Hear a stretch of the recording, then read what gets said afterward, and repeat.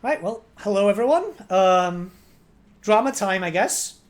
Yeah, I got a message from you at 5 o'clock this morning, which thankfully I was already awake for the random circumstance, and it has been something to wake up to say the least.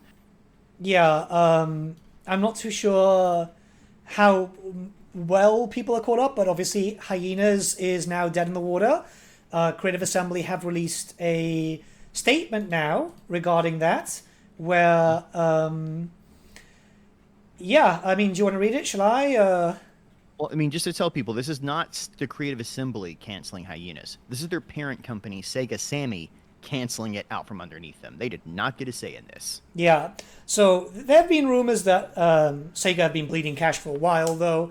Oh goodness, the number that oh, $95 million projected loss this year, which is nuts. Apparently, the entire operating budget of the Creative Assembly is roughly 120 million. So almost all of the Creative Assemblies, what they're doing, just isn't enough to cover the bills anymore. Yeah, and now they've decided to strike at CA. Keep in mind that they've been striking at other companies too. They did this to Relic. They did this to a few others, and this is more close to home for all of us, right? Because this Yeah, is this is our home turf.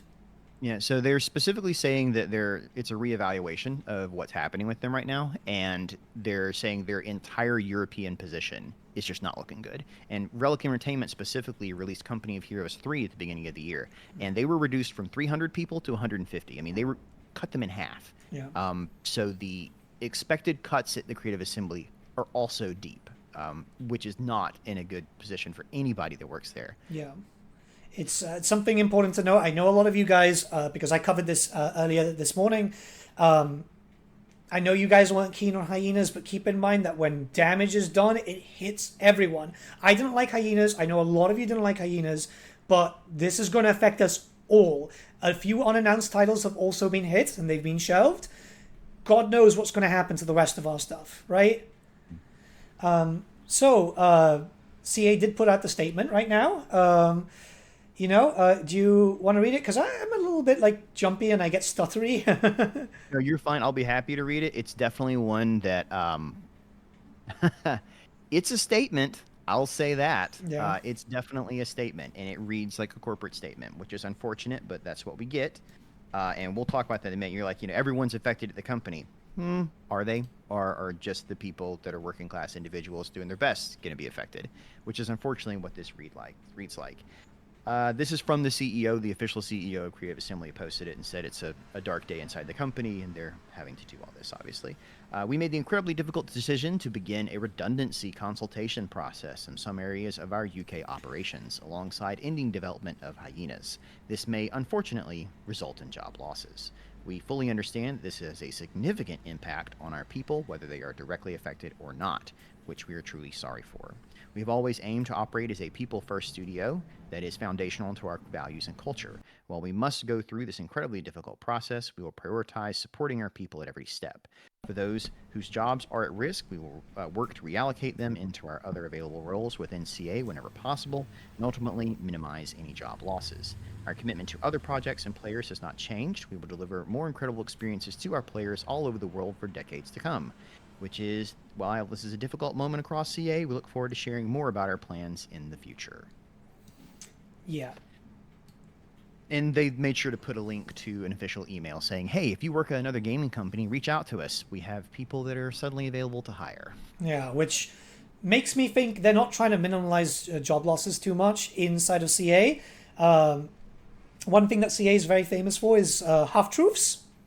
Mm. So this does kind of worry me because prior to this statement going out, for a few hours already, there have been people on LinkedIn, on loads of different locations, saying, "Hey, I've lost my job. If anyone knows anything," and yeah, this is not a great situation because, well, it's not great when everyone loses, when anyone loses their job. The case is also right now the UK is fucked economically. This is not a good situation. Yeah, especially to be letting people go and forcing them into they're going to be much harder to find a job than they would have been a year ago. Yeah, This is a deteriorating situation across the gaming industry right now as it heads into what appears to be a global recession, unfortunately. yeah, Yeah, we've said for a long time, I think both of us have, that it's like, man, why is CA 900 employees? It's always been a bit odd Yeah. to everyone that covers their stuff, that there's so many extra people sort of attached to the company. I mean, the founding of the new CA North studio, which I can only assume has now been nixed. Yeah, it's going to be interesting to see what this comes out looking like. It's funny that the reason we're talking now is we had just talked last week in an interview, and the thing we said as soon as it ended, we were just chatting after the interview was over, and we were talking about how it feels like something weird is going on. We just didn't know what it was. It felt like, why are these like 3 flops in a row? That almost feels intentional. Or it's either purposefully intentional or incredibly dumb. Yeah. Either way, the results are the same, which is that the Creative Assembly is now positioned for a buyout, and Sega Sammy itself is incredibly vulnerable and is likely to be bought out. Yeah, and we've all been hearing those rumors about Microsoft. It's not just like new rumors. These have been going on for months and months now. And officially confirmed by Microsoft. I mean, there's internal emails in their court documents happening on California where they said they actually considered buying them and then just didn't because they had the option to buy Bethesda instead. And Bethesda costs like twice as much. So they can always go back up and scoop out Sega later. Yeah. Which, oof. And they've got the capital coming in now because Starfield has been selling stupidly well. So and an Activision Blizzard deal has largely been cleared. Yes. So I mean, they're clearly they want to expand that gaming division badly, and the Creative Assembly has a history of working with Activision. That's not new. I mean, a lot of their earlier games are published under them. Yeah, there's the case too that now that the deal's gone through and everything comes in, Blizzard's due for some cash coming in. There Just gotta is get Chris Metzen back. well, not only that, but like there are 2 leaks that have gone out, which might not be true, but like there is apparently an expansion coming out for WoW soon, which kind of makes sense because Dragonflight is kind of wrapping up. There's also this leak that's been going out about a Classic Plus expansion. That's going to make a stupid amount of money, especially if the leak is true where Metzen is leading that. That's going to make a lot of money. Oh my goodness, I would play that. Like if they reset back to vanilla and then like a different story. Oh my god. I'll send you the leak later. You might actually really like it. I mean, this is not. I mean, that's happy there, but it's not happy here. I mean, this affects us as well because unfortunately, I mean, we all directly work with them in an ancillary capacity. I mean, both of our channels are based on Creative Assembly, so any kind of serious hiccups like this affect us as well. Yeah. But so it's not just Hyenas being canceled though. There's at least 4 unannounced projects that have been canceled as well. Yeah. So do you want to play the I heard this rumor of a game? The role play game, yes. And so let's play this game really quick. What we think is coming down the pipe or have heard rumors of, and what we think has been axed. Warhammer 40K. I don't think it's been axed. Oh yeah, no way. I mean, way that's too much money. Yeah. That's one of those. I mean, that's the next 5 years for the studio. Like that's a hugely negotiated deal, not axed. Empire 2. If it happens, probably axed. Ooh, axed. Yeah. I mean, if you give me 2 options, Empire 2 or Medieval 3, I'm going to go for Medieval 3. You're right. I mean, with the limited amount of resources, that's the kind of decisions they're having to make right now. Yeah. That was too glib. I don't know, man. Like, it's just this whole situation is so screwed. Yeah. That's the honest truth of it. It's like, the people that are responsible for making the decisions, the CEOs and the C-suites, are not going to be fired. It's the average person that's working on the art, or the programmer that was, busting their butt to make the animations, and it just sucks. Yeah. It's a very important thing. I wonder if they're going to try and jettison entire studios. Like, Pharaoh is not performing to expectations. Is CA Sophia going to try and be sold off again? Yeah. This is something that I stated a while back this morning. A lot of people were going, well, because the devs. It's like, no, the devs were doing their job. The devs were doing their job. They were doing what their job description said they were doing. The one that needs to be on the fire is the executive making the stupid dog shit situations which have led to this, which are making people lose their income. Yeah, there was a comment from Balin earlier today, who's a former CA employee, who said, they've been developing Hyenas for 6 years on and off. And nine. He said 2016 in his tweet. Oh, jeez. Oh. I mean, it's basically after Alien Isolation is when they would have started development because they're the console division. That's what they do. But, I mean, he said every step along the way, people were like, hey, this isn't gelling. This isn't working. But, if your leadership isn't listening to you, that's it. I mean, there's nothing else you can do. Yeah, it's really, really worrying how This is like I've been told this is industry standard, which really pissed me off because this shouldn't be an industry standard. Apparently, the original statement from Sega Sammy came out at the same time that CA staff was being told. So, Yeah, that's pretty standard, unfortunately. yeah, that's disgusting, man. That's blindsiding so many people. Well, it's the same reason they escort people off the property by security guard the moment they're fired.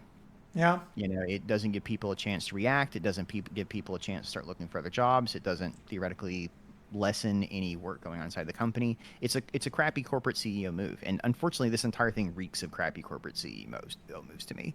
I spoke to you about this briefly, but if you are aware of Disney, the company Disney, Yeah. they pulled Willow, the entire streaming series of Willow, off of their Disney Plus streaming network after only 3 months because they felt that it was worth more to claim it as a loss on their taxes than any theoretical projected income moving forward. And it feels like the same thing's happening with Hyenas here. I mean, basically, Sega Sammy's going to write all this off as loss, and so they can claim they didn't make any money this year and therefore don't have to pay as much taxes. So someone did the math and said, our theoretical profits and our theoretical tax break, and then that's what happened. And it's crap, and that's the unfortunate reality of these gaming studios working under large publishers that are publicly traded. Yeah. You know, the green line has to go up. The problem is that this is a thing which kind of worried me post COVID, actually, because during the COVID period, everyone was gaming, right? There were a lot more people gaming. We profited a lot from it, like as content creators, because there were just more eyes on it.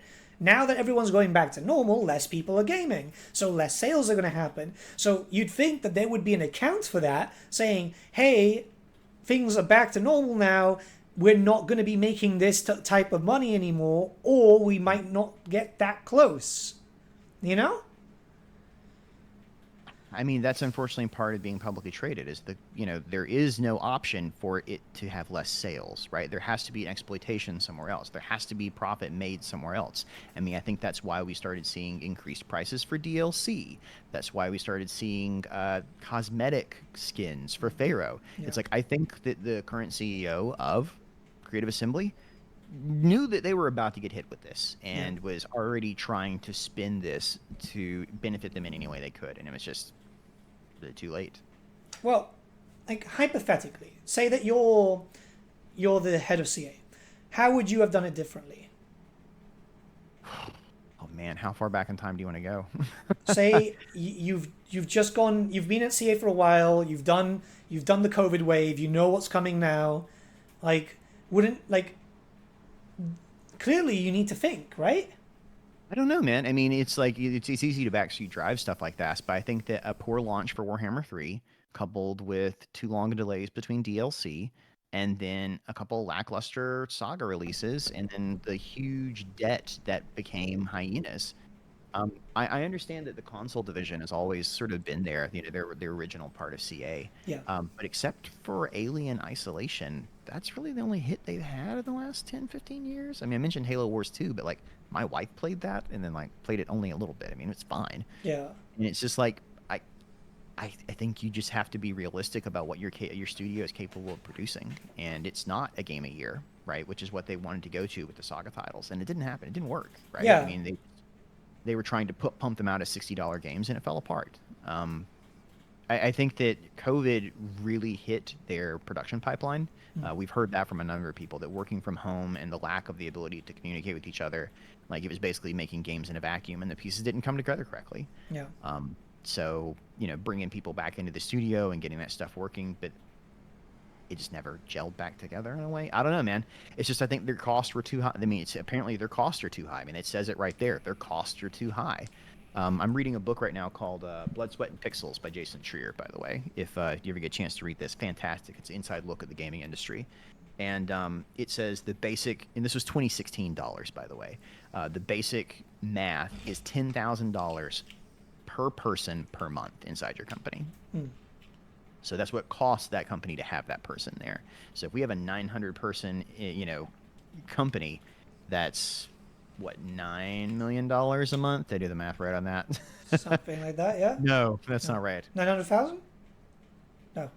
Yeah, no, 90 million. Sorry, I'm in the middle of doing this chat thinking 100,000, right? So basically $1 million a month, right? Yeah. Which even that sounds low. Hold on, that sounds low.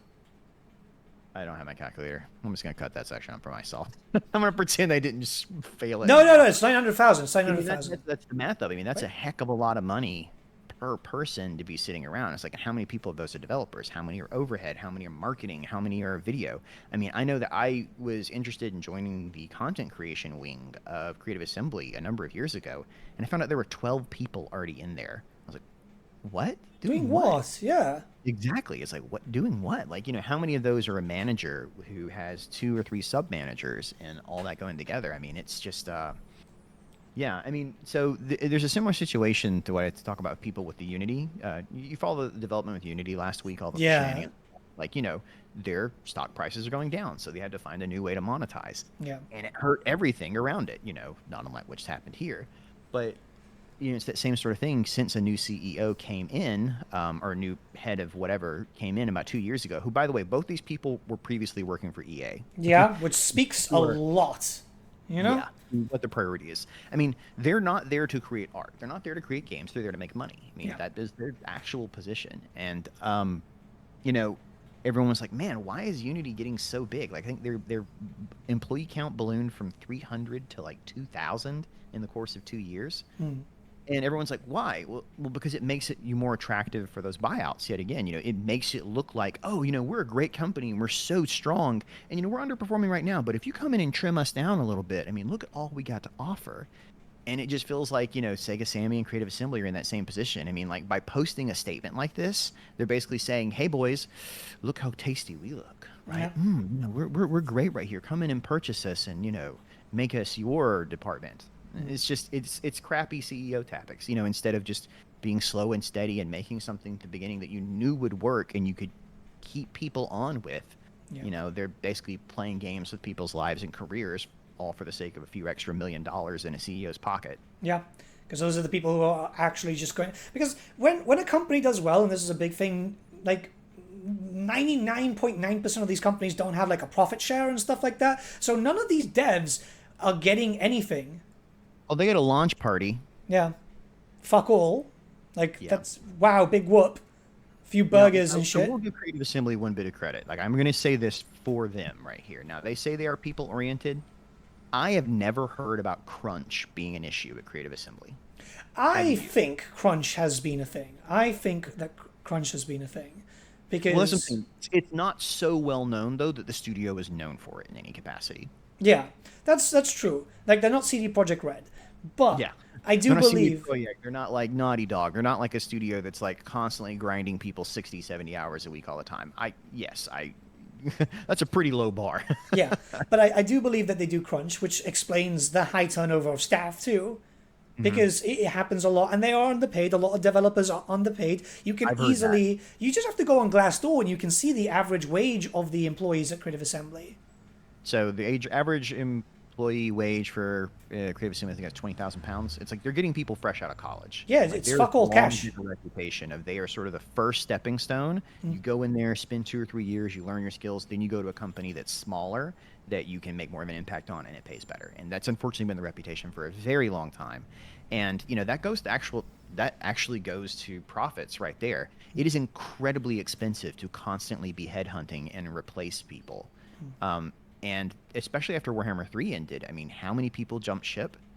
Yep. And all of those had to spend thousands and thousands of dollars to replace each one of those positions, because of, I can only assume, mismanagement inside the company. People didn't listen to. There's no profit sharing. Hey, this game didn't turn out like we wanted.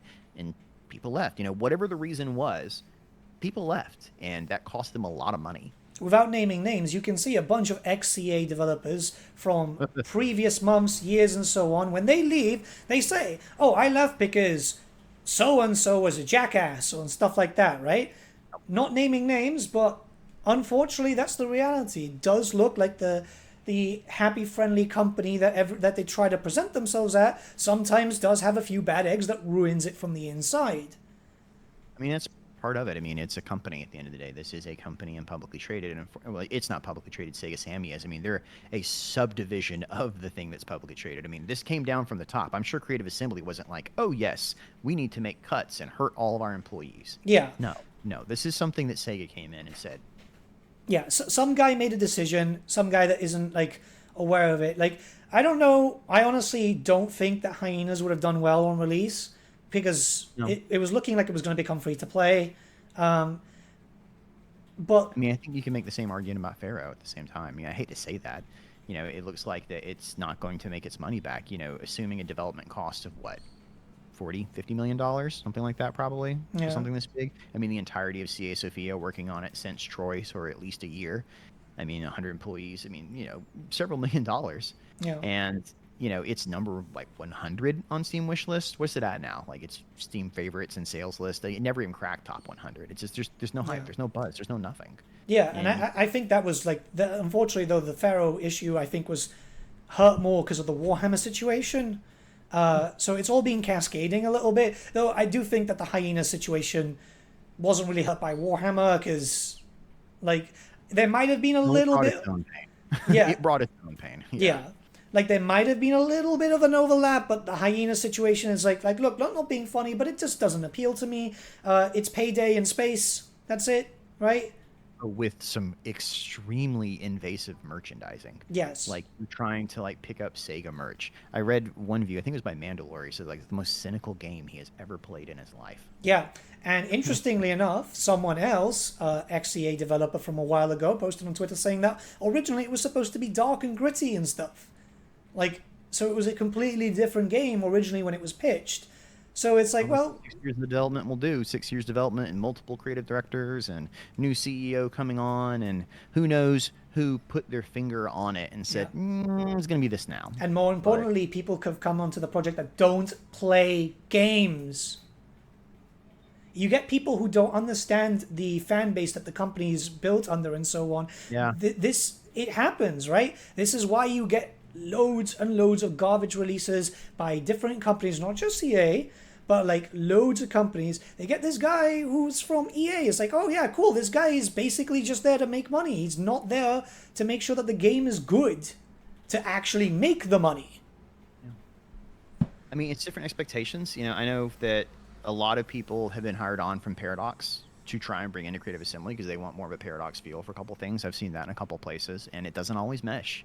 Wait, CA is hiring ex-Paradox people? A couple times they have, yeah. Yeah, well, that explains the DLC practices.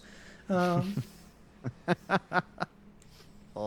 gosh. I like Paradox games. I don't like their practices. Like, I love Crusader Kings 3, but everything is a DLC, you know? At least they add in a lot of free content. And here they do really well with Stellaris, which, by the way, has a custodian team. Well, I mean, that's how they pay for the custodian team. I mean, is that DLC practice how they continue to make new things moving forward? I mean, even Paradox, though, just announced that they have dropped support for, like, most of their titles, right? I think so, yeah. I know Yeah, I they mean, killed off a that few. came out last week. They're like, oh, yeah, we looked through our catalog, and, like, Imperator, is not going to get any further support. All these other things, like, there's no money there. Yeah. I mean, you make the joke that it's like, hey, this is a horrible DLC practice, but if it gives a custodian team for the main games they want. Oh, yeah. Like, I don't fault that because, like, they've done really well with Stellaris. Not my type of game. However, like, CK3 gets decent amount of DLCs and free content alongside it, sometimes by itself. Like, I think it's, well, what I didn't like is when they started increasing the prices of DLCs that were already released for, like, a year or two. They went back and went, oh, no, we're increasing those prices. Increase the worth of your back catalog, it starts to rub people the wrong way. Yeah. And that's, I've heard that explained as a cost of inflation, et cetera, et cetera. It's like, oh, well, that game cost $15 when it came out. Really, it should be $20 now, adjusted for inflation. And there's a lot of that happening right now because I think everybody's really hit right now. I mean, everyone's starting to feel it. It's not official yet. There's no official, we're in a rough spot, but all the companies are battening down the hatches. Yeah. For a reason. Well, didn't that guy from Capcom recently come out with an interview saying, "Oh yeah, games should be more expensive"? It's like, no, it's like people don't mind paying more money as long as the game is good. That's the problem. Yeah, I think the thing is they're getting ready to raise theirs to $70 instead of $60. He's just saying that games are priced, and there's been a real seismic shift in how games are sold and made in the last 15 years. I mean, used to be pretty much it was the console that was really cheap, and then you would spell the games really expensively, right? That's why games have still been $60 this whole time. The consoles were cheap as all get. I think Nintendo 64 was $99, dirt cheap, right? And then they would sell the games and make up the profit with first party titles. And then that sort of changed where now the console's like $450-$500, for a console now. And the games have remained the same because people are paying so much on the front end, they don't want to pay it later. Yep. And, it's like saying, oh, well, games are too cheap. It's like, well, man, the entire hobby's getting pretty pricey, actually. And, when most of your fan base is between the age of 16 and 28, you got a lot of people eating on ramen and then buying games with what little extra cash they have. You only have so much liquid income to kind of tap into there. Yeah. I don't know, man. With everything going on, it's absolutely disheartening. And I'm kind of worried about what the hell's going on with CA, because it's not just going to be people from Hyenas being cut. It's likely going to be other studios too. Maybe even the ones that are close to home for us. We'll assume, since Relic Entertainment took 50%, they cut 50%. They'll probably do the same thing at SEGA or at CA. I don't know why they wouldn't. At least a third. And that's still a lot of people, man. That's a hell of a lot of people. That's the point, is that is a seismic reduction in a company and completely disrupts every chain of command, every department. Everyone feels it, and the morale loss on that, like, nobody wants to join that company. Nobody trusts the company anymore, and there's a general feeling of just discontent. And you're going to see it in whatever comes out next. Whatever the next thing they make is, unless they get bought out by somebody else, that can start footing those bills, that's make or break. Yeah. And are they going to have the support they need to make it happen, or are they still going to be reeling from this? Assume there's another major historical, like, whatever coming up, right?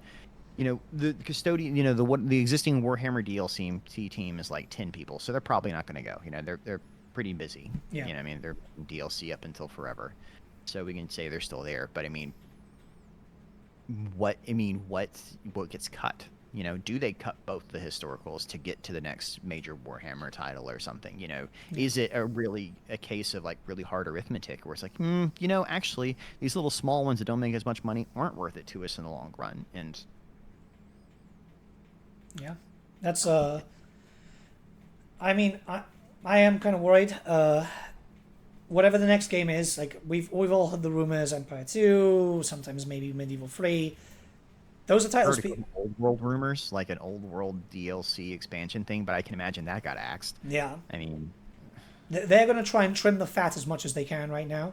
And you saw a lot of stuff in the last year hiring for Unreal, like a whole new engine they were hiring for to train people in. Yeah. Theoretically, it was going to be some sort of RPG title, that they were making, very much like Viking Battle of Asgard back in the day, but possibly Warhammer, possibly not. I heard two things. I heard there was an RPG, and I heard that there was a then Unreal game, like two separate entities. Oh, those weren't the same thing? Yeah. Well, that's two projects cut right there. Yeah. It's just, geez, man. Yeah, like I said, that this is one of those that if you're putting out a public statement saying, yeah, cuts may be coming, yeah, cuts are coming. And as you said, you've already seen people post stuff. Yeah. Just a question of how bad was it? I'm worried. I am honestly worried because, like, there's devs posting. There was some devs saying that there was like 100 of them at a bar together and stuff. It's like, Jesus Christ, there's 100 could have already lost their jobs, because this is unfortunately a really disgusting nature of the business where they'll axe quickly. And they always find out in bulk because they all get like the email at the same time. It's not someone being called into an office going, hey, we're going to let you go. Don't tell Jim. It's an all hands meeting. They call everyone to a space and then try and do it all at once. But yeah. With how many employees, I don't think they rented an auditorium or something. I'm sure it was probably an email. Yeah. And as you said, it's the nature of it. People will axe that huge number of employees with the intention maybe they'll hire them back later, but there's no work now, so. Yeah, I felt I remember when cuts happened for Blizzard a while back. I think it was the European offices. They basically just emailed a bunch of people on the go and it's like, yep, get out. It's like, what the fuck? Security will be around to escort you out in an hour. Yeah. Meet them at the front. It is horrible, man, because again, we, like, not only as content creators but as fans, we are very closely attached to this series. We're attached to this company essentially, right? Because we deal with their content, we deal with their work. It's been wild to see it grow from this, like, tiny 50, 60-man studio to the behemoth that it is now. And, you know, just like Blizzard, it's like, I don't think I like the look of it is now. No. You know, my favorite company was Lionhead Studios, another UK-based studio. I adored their games, absolutely loved them, and eventually just kept getting bigger and bigger and bigger. It got bought out by Microsoft as well to pay for future projects, and it just couldn't coalesce back together to make games anymore. It was just too scattered. It was being pulled in too many directions, and eventually they folded it. Yeah. And that sucks so hard to see something you love like that. You know, it's made by passionate people just get thrown away in the course of chasing more profit, you know? I mean, I get it. Games are supposed to make money. At the end of the day, you make a game, one, because you love doing it, but two, you got to feed yourself, you know? I mean, people can make passion projects. Like, you know, I was reading about the mod for Tamriel Reloaded for Morrowind, which now had been in production for 20 years. Wow. You know, I mean, that's the thing is, like, you know, the mods can do that, you know, just putter away forever, but it may never actually release. Yeah. It's just, I don't think there's a correct answer. I think that thankfully, you know, things like the Steam Store and the Epic Store have drastically altered the market. Studios can release directly to the consumer now. Yeah. And there was a statement from the head of Xbox about a week ago saying that the entire AAA studio system is in danger because it's based on these tent poles every time, and you know, and you got to keep reiterating the same game over and over. I mean, how many times? I mean, realistically, what's the difference between Warhammer 3 and Rome 2, mechanics-wise? Single entities Right? and magic. Same building system, same province system. Battles roughly work the same. They've added magic and some other things, but it's the same thing. But that's something that people actually want with certain things, right? Because like if the perfect example would be Warcraft. Look at Warcraft 1, 2, and 3, right? RTS games which just got a little bit better and better as time progressed, right? I would say those got significantly better over time. They did, but it's still the same core, right? You build up a camp. The core game loop didn't change. I get you, And that's what people wanted from Total War. Like even when we look at like the idea of a medieval fleet, I want the core of medieval 2 with newer graphics, a lot more improvements, obviously. But at the end of the day, I want a medieval fighter. I don't want the next like big thing. It doesn't have to be a AAA game. What it has to be is just a good fucking game. There's loads of games which aren't like massive, and they're good, right? Well, I mean, it becomes what's the selling point then? I mean, if you're the CEO making that, he's like, okay, well, what's the flashy thing that gets in new players? How does this expand our base besides what's already there? And that's how you wind up with decisions like Hyenas, where it's like, oh, well, let's do something to make it appeal more to these other audiences. And I think it's just, it's tough. Like, one of my favorite things about Rome 2 was that it continued to get DLC years and years and years after it released. And only to find out later that apparently a lot of it had nothing to do with continued support of Rome 2. It was just they had recently acquired CA Sophia and were training them on the engine. Yeah. So it's like, oh, two birds, one stone. There you go. It's like the continued support in DLC was my favorite part of that. The idea that I'm not spending $60 every time. I'm spending $20 and I get a new experience in the same thing. You know, it's a new flavor of an ice cream I already like. Or that's a bad example. It's still ice cream. It's just a new flavor, right? Brand, you know, the brand, like, I don't need a whole new game every time. Yeah. I mean, it's actually going to the Rome thing. How were those DLCs, the ones that Sophia made? Because I completely, after the shit show with Rome, I just didn't play. Rise of the Republic was them. Empire Divided was them. All the later DLC that came out like after Attila. And were they good? I enjoyed them. So I mean, I think they were all 7 or 8. You know, about like most Total War games. Okay. You know, everyone said, hey, you know, this is actually pretty good stuff. They're pushing some boundaries on this. Everyone was pretty excited when CA Sophia was handed their own games. And I think you still see that today. I mean, they're just a passionate small studio that seems to be pretty agile. Yeah. Which again goes back to the fact that 80 people can do a heck of a lot more than 900 can somehow. Yeah. I mean, I've always, like, you and I are people who have always sung CA Sophia's praise because they are a really good fucking studio. And I do wonder if they're going to cut them. They shouldn't. Right? They'd be fucking stupid if they did. No, I mean, seriously, think about it. Okay, I mean, think about it from a merciless SOB standpoint. Troy had to be sold off to Epic Store to make a profit. Pharaoh didn't get the bailout. If you're cutting, why not just cut that entire wing, right? Is there anything that they are offering that the main studio couldn't offer? Well, considering that the main studio is having to take a lot of mechanics directly from the titles from And I've heard that Sophia, as you well. know. One reason they're willing to take the losses on Troy and Pharaoh is that they're basically developing mechanics that can be used elsewhere. So any of the work then can be shunted off. But I don't know, man. It just sucks so hard. They're a good team. I feel like it would be a massive. Because this is a shit day for everybody. Yeah. It's not Have you good. seen anything else on Twitter as far as people announcing like? I've been seeing people announcing like they've lost their job, they're looking for staff, and it sucks, man. Like I don't know how the practice is for the UK because surprise, surprise, I don't know why a lot of people seem to think that, but I'm not in the UK. We have different laws. Yeah, I think it's that, yeah, but like we got different laws, we got everything different, but like I'm hoping there's at least a decent sized severance package and stuff involved. Severance is 1 or 2 months, but I mean, that's not enough. Into the winter, I mean, people are spending money right now, but their budgets for the year are already blown. I mean, and the projects aren't starting up now. Yeah. I mean, there's also the argument, oh, well, a lot of people can band together and start their own studio.